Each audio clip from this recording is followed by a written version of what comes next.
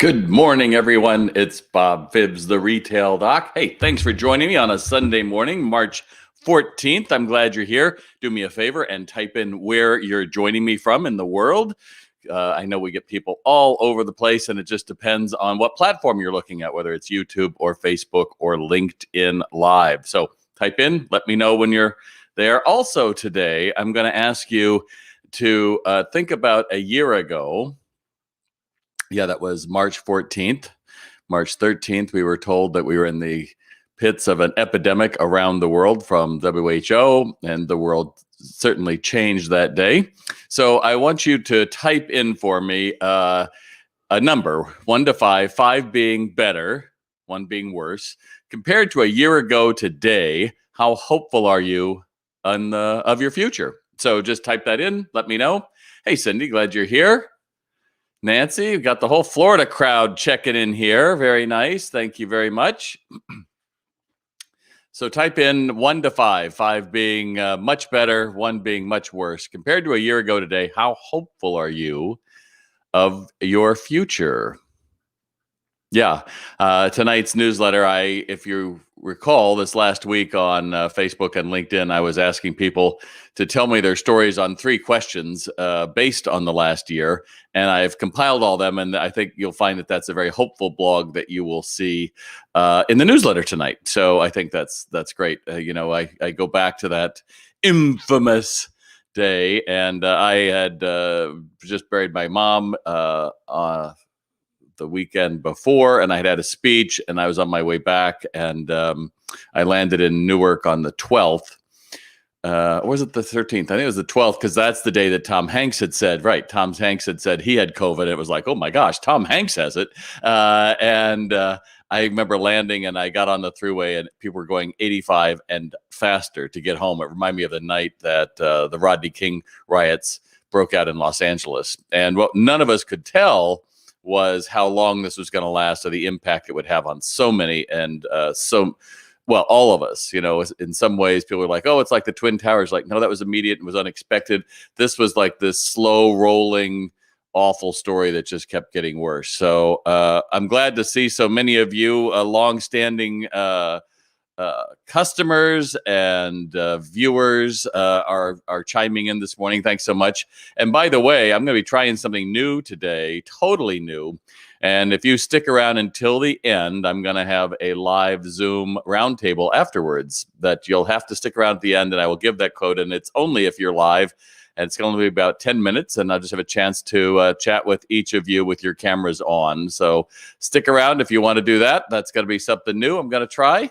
Roger is actually here live. I can't believe it. That's great.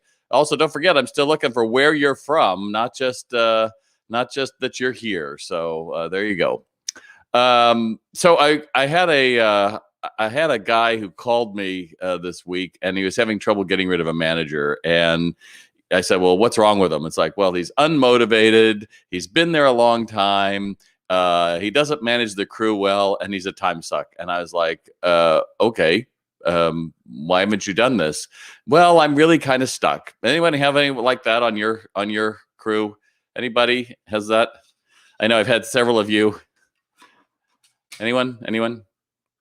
I have several of you say, I can't really answer on your live videos because so many of my employees watch it with me, or they watch it too. So I have to be very careful. So I totally get that. But the thing that comes from is this powerlessness. That's what he was really wrestling with. And I just wonder from you, are you stuck? Are you stuck? Because I think there's a few things I've learned over the years. And one of them is that a lot of times we're looking backwards that, oh, this other thing they were really great before, they'll be great again. And you're like, oh, okay.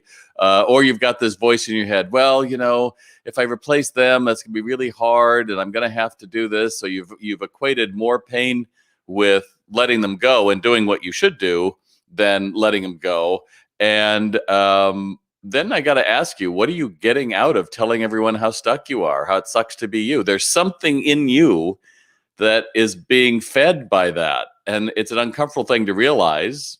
I can tell you that because I've been there, and I'm sure you've been there too. But there's something in it that feels good about saying how awful it is. And that's really hard because that really is based on a lot of things. And I'm not a psychologist, but I can tell you that somewhere down the line, it's like your compass got turned, and instead of finding true north, you're really looking at south and saying, but this is the right direction. You're like, seriously, dude, that's not really it. And so my one thing for you to consider today is if you are one of those people that is stuck, and make no mistake, we are coming out of a nightmare of the last 365, 6 days. So anxiety and knowing what to do is kind of up in the air. And I always just say, take one action. What is the first step that you could take to resolving on being unstuck? What is that one thing that you are dealing with that you have to find? If it's scheduling, then, maybe like I have to do, I have a timer that I actually set. And if I'm on a meeting, like with one of my assistants, I will say, well, let's give it 10 minutes and then see where we are, because time runs away from me. I can get stuck on a lot of things. I have a lot of ideas, but I may not follow through on all of them. So for me, that was one thing. Buying the timer was the first step. And then I had to tell her, well, this is what success looks like. We're going to schedule time together and I won't have any excuses, whatever it takes. But for me, that's one little action. We tend to put this whole big thing in, like with this one guy with the manager, and I had to think about, well, then I have to retrain him. And it's like, yeah, well, you may have to retrain the entire crew. You may have to let them all go. Just let go of that. So what's the first step in doing this? And then when you take that one step, I think life just gets easier. So let me know. Is that right? Have you run into that? Give me a yes. Also, I'm still waiting for your 1 to 5. Are you feeling better about your future right now? 5 being better and 1 being not than you did a year ago?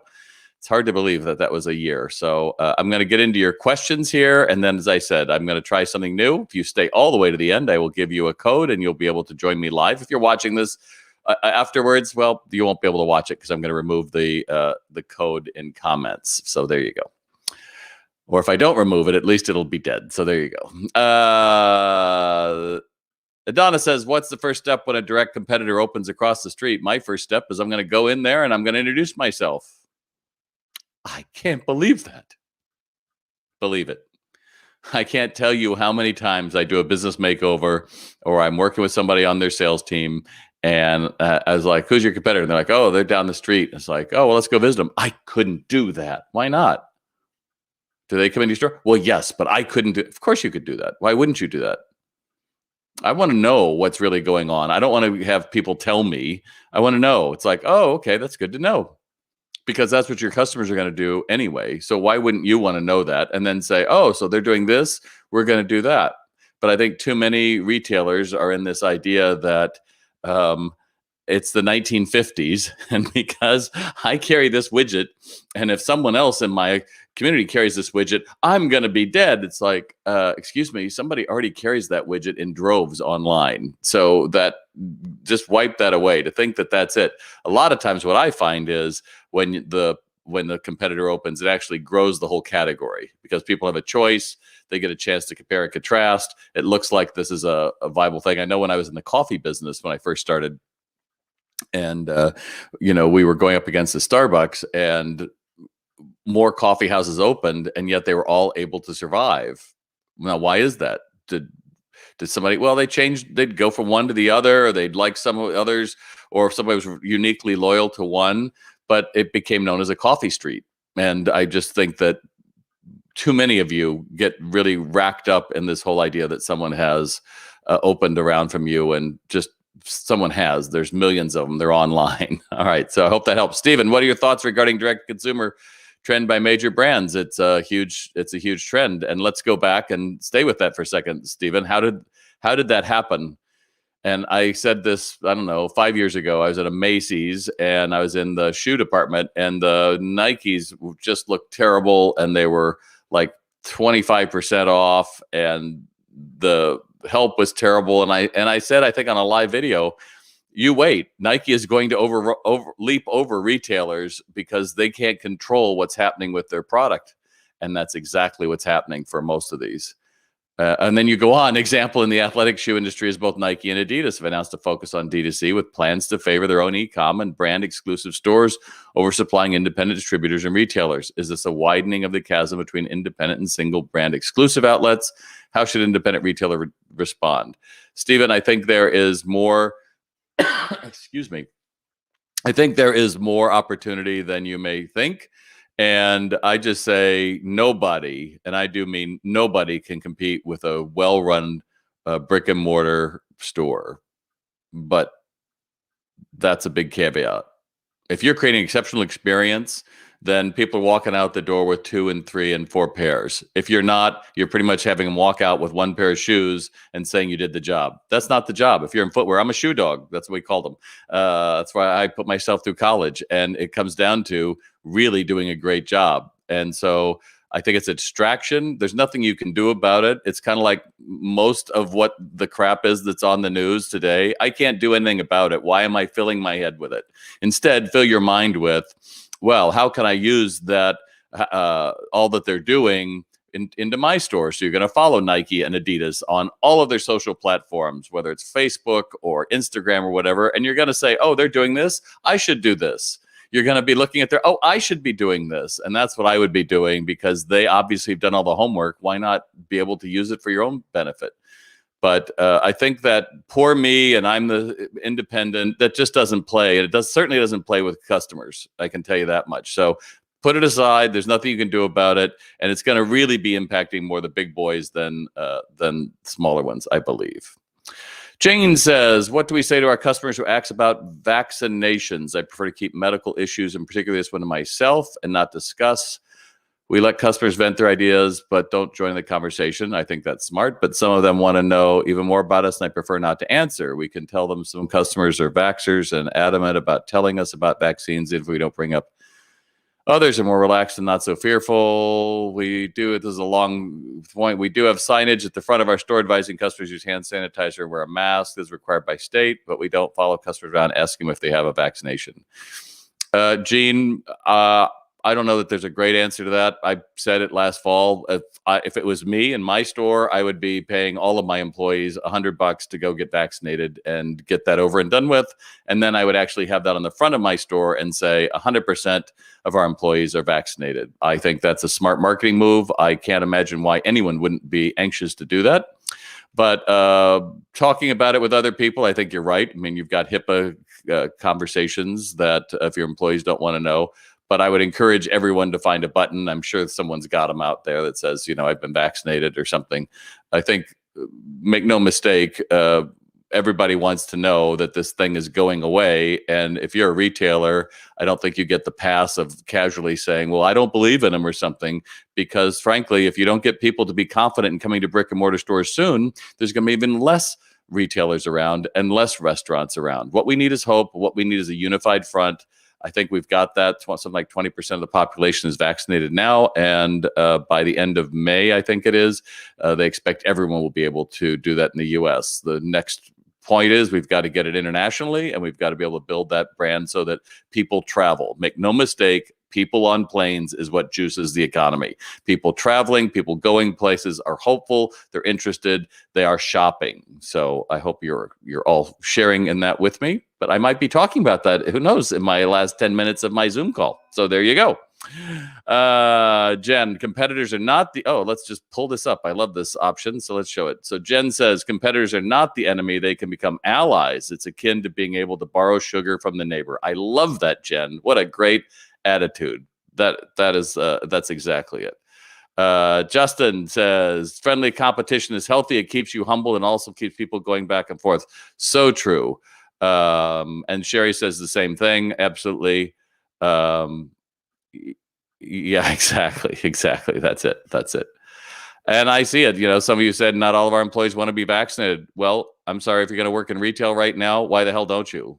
And frankly, what do you think that are you going to allow somebody to work in your store and I'm not going to get vaccinated and they come down with COVID and you got to close down for 2 weeks? That's going to play out on the press in 4th of July when everyone is excited and you're closing down. That's a serious conversation that I would be having. And I would probably be even looking at that and talking to my labor attorney about what the legalities of hiring people and asking that question are, because I think that's going to be huge. Sherry says, what are your thoughts about, and I'm not going to debate you, so if you want to go through and tell me I'm wrong or something, just stop. I come from scientists. I believe in the science behind it. I absolutely believe what retail needs right now is people to have a unified front and not this silly, I don't want to. Do you want to keep going? Do you want to go backwards? Do you want to do that? I don't. And if this is where we got to do, let's do it. Sherry, what are your thoughts about remaining a by appointment business after restrictions are lifted? Frame shop. It helps us to be present with our clients and present with our work to schedule this way, but we find it difficult to convince clients. Maybe we just aren't good at boundaries. The responses we have are varied between, but I'm special. That doesn't mean me, to I'm here now. Can't I just come in? In all fairness, we have a lot of agreeable clients. What's your take? Sherry, I read this last night and I found myself like, well, absolutely, just do appointments. I have to tell you that there are a couple of frame stores that I have noticed. I'm in the Mid-Hudson Valley and over in Hudson, New York, which is across the river from me. It's a cute, quaint little community, and I've seen a couple of frame stores over the years, and they're always dark and with the sign by appointment only, and they don't last very long. So I'm not a fan of that. I think, I just think of the customer. How many people are you turning away? So that's what I would be looking at. Because honestly, if I came to your frame store and I'm like, I have this work I want to get framed, and I made that time out of my day to come to you, and then I'm met with, no, you need to do this. It doesn't make me want to come back and rave about you. So I think it's a great question to have. I would be trying to work around it. I think maybe, on your website, and you talk about you prefer that, and if you're available, you'll come to the door. But it's just not an easy question to answer. Sorry. Naima says they're at a 7. Looking forward to last year. I love that. That's great. I love that. That's great. That's great. Nancy, what's the best way to require our sales staff to sell add-ons? Okay, first off, Nancy, I don't know what requiring your staff to sell add-ons means, but okay. To sell add-ons and upsell new items we bring into our store, we rely on 3 or 4 lines to keep us afloat, and they prefer to just sell items with high customer demand. That's human nature. If I tell you I'm looking for thumbs up, which you can certainly give me if you wanted to right now, because then the algorithm would say Bob's great, or if you wanted to even go crazier with that, that would be great. That's human nature. Of course, we're going to sell what's in high demand. No problem. We're a high-end shoe store that introduced self-care products that need someone to sell them with product knowledge of skincare. However, they don't seem interested to learn new product lines. I don't know if I've got it wrong, Nancy, or right. It sounds like you're a shoe store and you brought in skincare products. I'm not sure how that plays out with shoe stores, but they don't seem interested in learn new product lines. This kind of brings me back to the very first thing I talked about, which was either they are or they aren't employees. Either you're going to hold them to standards and say, this is what we do, or you're not. So my question is, why is this even an issue? If you've got 3 or 4 lines and they're not willing to do it, if it's a will issue, then why are they still there? Oh, but they're really good. No, they're not really good if they're not doing what you want. But I don't think you're part of Sales RX, which is my online retail sales training program. And if you were, then we'd have the further discussion about it. But at some point, it seems like you're apples and oranges, and you're expecting them. I'm here for a pair of flats, and then suddenly I'm going to be talking about putting on a avocado mask. They're so off that I think calling it an add-on is a pretty big reach, and I'm not sure even how you got there between competing and complementary products. It's so look at your reasons for bringing it in as well. So that brings me to the end of this conversation. My goal was to be here 20 minutes, which is about right. Let's see if you have any questions here on the. Mary asked, what would be your advice about extending hours on weekends? Let's put this up so you can all see it.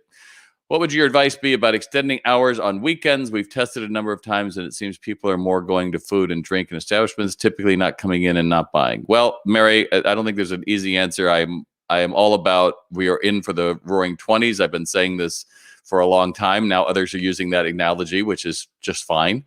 So I experiment absolutely. If staying open on a Thursday night when a lot of restaurants are open and they're going to be busy because they're still going to have limitations on occupancy, why not? But if they're not buying from you, I would take a look at what's your process when you actually do get them, and then look at your windows and all of those things that go along with it, because any interest that's there, that is the recipe for a great downtown or Main Street or mall experience. Is restaurants drive the traffic so that brings people to a new area. So I hope that helps. Face to feet. Yeah, it's still obscure, Joanne. Sorry, to me. All right. So with that in mind, if you are so interested, I am going to post a comment here, and you will be able to join me literally on Zoom as soon as I get off of this. So I'm going to post it right now in comments, and then I'm going to take it away. But if you want to join me, I will be there for 10 minutes, and we can talk about anything that you want to do. But you got to turn on your camera and your mic. With that, the Bob Phibbs, the retail doc, look at how far we have come in the last year and how much more we've got to do. Remember, you're about as successful as you make up your own mind to be. And the opportunities are there. We just got to keep focused on the future and not allowing ourselves to be stuck. With that in mind, I'm Bob Phibbs. I'll see you next time, next Sunday at 9 a.m. Eastern Time. Bye.